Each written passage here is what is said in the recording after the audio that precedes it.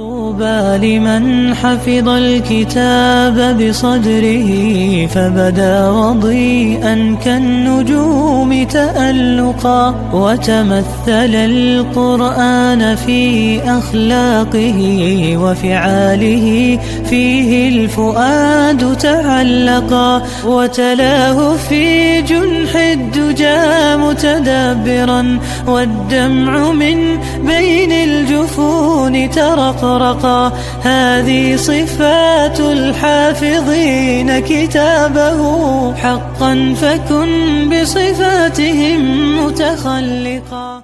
السلام علیکم ورحمۃ اللہ وبرکاتہ. بسم اللہ الرحمن الرحیم. الحمد للہ وحدہ والصلاة والسلام علی من لا نبی بعدہ اما بعد. رب اشرح لی صدری ویسر لی امری واحلل عقدۃ من لسانی یفقہوا قولی. شروع کرتی ہوں اللہ کے نام سے جو بڑا مہربان نہایت رحم کرنے والا ہے. انشاءاللہ آج کے درس نمبر 314 میں سورۃ المجادلہ آیت نمبر 12 سے آیت نمبر 13 تک کی شرح اور ترجمہ سماعت فرمائیں گے. تو شروع کرتے ہیں. اعوذ باللہ من الشیطان الرجیم. یا ایہا الذین آمنوا اذا ناجیتم الرسول فقدموا بین یدی نجواکم صدقہ ذلک خیر لکم واطہر فإن لم تجدوا فإن اللہ غفور رحیم. کلمت یا ایہا میں یا پہ مد کا علامہ ہے. یہ مد جائز منفصل ہے. مد جائز منفصل کا معنی ہے کہ حرف المد پہلے کلمہ کے آخری میں ہو اور اس کی وجہ جو کہ حمزہ ہے وہ دوسرے کلمہ کے شروعات میں آئے. اس مد میں ہم اپنی آواز 2 سے 4 مد کے برابر لمبی کریں گے. کلمت ایہا میں یا پہ تشدید ہے تو ہمیں 2 حرف کے برابر یا کو پڑھنا ہے کیونکہ تشدید کی اصلیت 2 حرف ہے. جیسا کہ یہاں حرف لیا ہے تو یہ 2 یا ہے، یا ساکن اور یا متحرک. کلمت الذین میں حرف دال کی ادائیگی زبان کے سر اور اوپر کے دانتوں کے اندرونی کناروں سے ہے. کلمت آمنو کے آخری میں واو پہ مد کا علامہ ہے. یہ بھی مد جائز منفصل ہے تو ہم اپنی آواز 2 سے 4 مد کے برابر لمبی کریں گے. کلمت الرسول میں حرف را پہ تشدید ہے تو ہمیں 2 حرف کے برابر را کو پڑھنا ہے اور کیونکہ تشدید زبر کا ہے تو ہم حرف را کو موٹی آواز میں بھی پڑھیں گے. کلمت فقدموا میں حرف القاف ہے. قاف کی ادائیگی زبان کے جڑ اور تالو کے نرم حصے سے ہے. قاف حروف تفخیم میں سے ہے تو ہم یہ حرف کو موٹی آواز میں پڑھیں گے. حرف دال پہ تشدید ہے تو ہمیں 2 حرف کے برابر دال کو پڑھنا ہے. کلمت یدئی میں یا پہ اور دال پہ زبر ہے تو ہم یہ دونوں زبر کو ظاہر کریں گے. یدئی نجواکم. کلمت نجواکم میں جیم پہ جزم ہے. یہاں جیم کا حکم ہے قلقلہ. قلقلہ کا معنی ہے حرف ساکن کو ہلانا تو ہم حرف الجیم کو ہلاتے ہوئے یہ کلمہ کو پڑھیں گے. نجواکم. کلمت صدقہ میں حرف الصاد حروف التفخیم میں سے ہے تو ہم یہ حرف کو موٹی آواز میں پڑھیں گے. دال پہ اور قاف پہ زبر ہے تو ہمیں یہ دونوں زبر کو ظاہر کرنا ہے. حرف القاف کو موٹی آواز میں پڑھیں گے. آخری میں تا پہ تنوین زبر ہے. اگر ہم یہ کلمہ کو پوری آیت کے ساتھ ملا کے پڑھیں تو حرف الدال کلمت ذالک حروف الاخفاء میں سے ہے. اخفاء کا معنی ہے چھپا دینا تو ہم تنوین کو چھپاتے ہوئے اور غنہ کے ساتھ یہ حکم کو ادا کریں گے. صدقۃ ذالک. اور ہم کلمت صدقہ پہ رکے تو تائے مدورہ پہ ہا سے رکیں گے. کلمت خیرن میں خا کے ادائیگی حلق کے اوپر والے حصے سے ہے. خا حروف تفخیم میں سے ہے تو ہم یہ حرف کو موٹی آواز میں پڑھیں گے. آخری میں را پہ تنوین پیش ہے. پھر حرف اللام آتا ہے کلمت لکم. لام حروف الادغام بغیر غنہ میں سے ہے.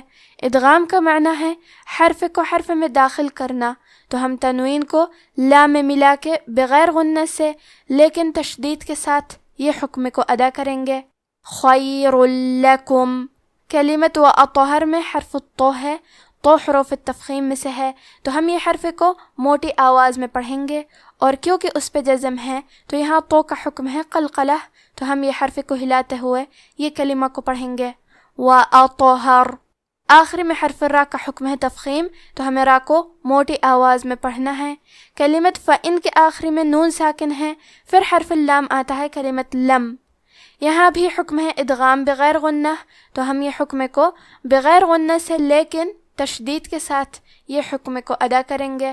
فَإِن لَم، کلمت فَإِنَّ میں حرف النون کو 2 حرف کے برابر پڑھنا ہے کیونکہ اس پہ تشدید ہے، اور کیونکہ تشدید زبر کا ہے تو لفظ الجلالہ کے لام کا حکم ہے تفخیم، تو ہم حرف اللام کو موٹی آواز میں پڑھیں گے۔ فَإِنَّ اللَّهَ، کلمت غفور میں غین کی ادائیگی حلق کے اوپر والی حصے سے ہے، غین حروف التفخیم میں سے ہے، تو ہم یہ حرف کو موٹی آواز میں پڑھیں گے۔ آخری میں حرف را پہ تنوین پیش ہے، پھر حرف را آتا ہے کلمت رحیم، را حروف الادغام بغیر غنہ میں سے ہے، تو ہم یہ حکم کو بغیر غنہ سے لیکن تشدید کے ساتھ ادا کریں گے۔ غفور الرحیم، کلمت رحیم میں ہا کی ادائیگی حلق کے درمیان والے حصے سے ہے۔ یا ایہا الذین آمنوا اذا ناجیتم الرسول فقدموا بین یدی نجواکم صدقہ ذلک خیر لکم وأطہر فَإِن لَّمْ تَجِدُوا فَإِنَّ اللَّهَ غَفُورٌ رَّحِيمٌ أَأَشْفَقْتُمْ أَن تُقَدِّمُوا بَيْنَ يَدَيْ نَجْوَاكُمْ صَدَقَاتٍ فَإِذْ لَمْ تَفْعَلُوا وَتَابَ اللَّهُ عَلَيْكُمْ فَأَقِيمُوا الصَّلَاةَ وَآتُوا الزَّكَاةَ وَأَطِيعُوا اللَّهَ وَرَسُولَهُ وَاللَّهُ خَبِيرٌ بِمَا تَعْمَلُونَ۔ کلمت أَأَشْفَقْتُم میں حمزہ پہ زبر ہے اور الف پہ بھی زبر ہے، تو ہم یہ دونوں حمزہ کو ظاہر کریں گے۔ کیونکہ یہاں شین ساکن ہے تو ہمیں شین کو ہمزے سے پڑھنا ہے۔ ہمزے کا معنی ہے حرف کی آواز ایسے کمزور ہو کہ اس میں پستی پائی جائے، تو ہم یہ کلمہ کو ایسے پڑھیں گے أَأَشْفَقْتُم۔ حرف القاف پہ جزم ہے کیونکہ قاف بھی حروف القلقلہ میں سے ہے، تو ہم یہ حرف کو ہلاتے ہوئے یہ کلمہ کو پڑھیں گے أَأَشْفَقْتُم۔ کلمت ان کے آخری میں نون ساکن ہے، پھر حرف تا آتا ہے کلمت تقدمو، تا حروف الاخفاء میں سے ہے، تو ہم یہ حکم کو غنہ کے ساتھ ادا کریں گے۔ ان تقدمو، کلمت تقدمو میں حرف القاف کو موٹی آواز میں پڑھنا ہے۔ دال پہ تشدید ہے تو ہم 2 حرف کے برابر دال کو پڑھیں گے، اور کیونکہ تشدید زیر کا ہے تو ہمیں زیر کو ظاہر کرنا ہے۔ کلمت یدئی میں دال کے زبر کو ظاہر کریں گے۔ کلمت نجواکم میں حرف الجیم کو قلقلہ سے پڑھیں گے۔ کلمت صدقات میں حرف الصاد کو موٹی آواز میں پڑھنا ہے، کیونکہ قاف پہ کھڑا زبر ہے تو یہاں مد الف ہے۔ مد الف میں پیچھے والے حرف کا حکم لیتے ہیں تفخیم میں اور ترقیق میں، تو کیونکہ اس کے پہلے حرف القاف ہے تو ہمیں مد الف کو بھی بھاری آواز میں پڑھنا ہے۔ صدقات، کلمت فَإِذْ میں حرف الدال کو جزم سے پڑھیں گے اور اسے ظاہر کریں گے۔ کلمت تفعلوا میں فا ساکن ہے کیونکہ فا بھی حروف الہمزہ میں سے ہے، تو ہمیں یہ کلمہ کو ایسے پڑھنا ہے تفعلوا۔ عین کی ادائیگی حلق کے درمیان والی حصے سے ہے۔ کلمت وتابہ کے آخری میں با پہ زبر ہے، لہذا لفظ الجلالہ کے لام کا حکم ہے تفخیم، تو ہم حرف اللام کو موٹی آواز میں پڑھیں گے وتاب اللہ۔ کلمت الصلاۃ میں حرف الصاد کو 2 حرف کے برابر پڑھیں گے اور اسے موٹی آواز میں بھی پڑھیں گے۔ کلمت وَأَطِيعُوا میں حرف الطو کو موٹی آواز میں پڑھنا ہے، کیونکہ عین پہ پیش ہے، لہذا لفظ الجلالہ کے لام کا حکم ہے تفخیم، تو ہم حرف اللام کو موٹی آواز میں پڑھیں گے وَأَطِيعُوا اللَّهَ۔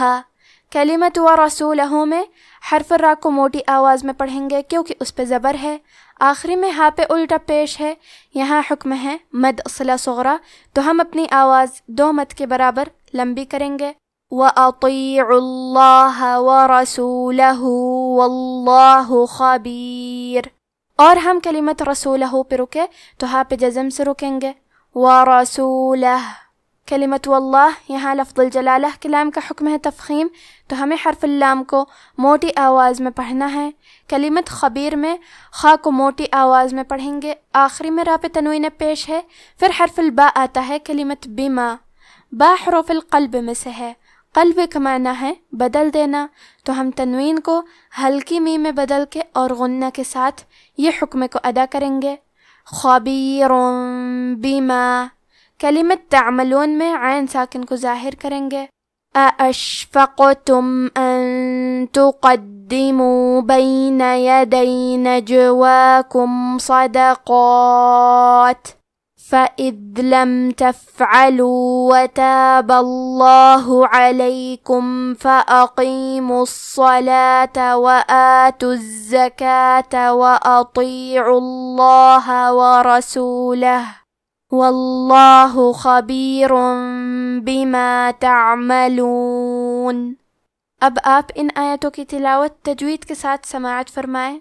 اعوذ باللہ من الشیطان الرجیم، یا ایہا الذین آمنوا اذا ناجیتم الرسول فقدموا بین یدی نجواکم صدقہ ذلک خیر لکم وأطہر فإن لم تجدوا فإن اللہ غفور رحیم۔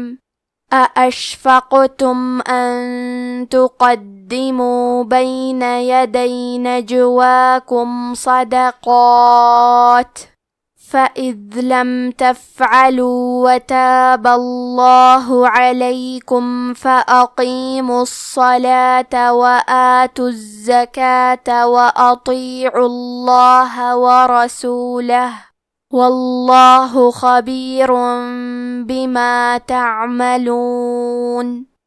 مومنو، جب تم پیغمبر کے کان میں کوئی بات کہو تو بات کہنے سے پہلے مساکین کو کچھ خیرات کر دیا کرو، یہ تمہارے لیے بہت بہتر اور پاکیزگی کی بات ہے، اور اگر خیرات تم کو میسر نہ آئے تو اللہ بخشنے والا مہربان ہے۔ کیا تم اس سے کہ پیغمبر کے کان میں کوئی بات کہنے سے پہلے خیرات کرو ڈر گئے؟ پھر جب تم نے ایسا نہ کیا اور اللہ نے تمہیں معاف کر دیا تو نماز قائم کرتے رہو اور زکوٰۃ دیتے رہو، اور اللہ اور اس کے رسول صلی اللہ علیہ وآلہ وسلم کی فرما برداری کرتے رہو، اور جو کچھ تم کرتے ہو اللہ اس سے خبردار ہے۔ آج کا ہمارا درس یہیں ختم ہوتا ہے۔ وآخر دعوانا ان الحمد للہ رب العالمین، والسلام علیکم ورحمۃ اللہ وبرکاتہ۔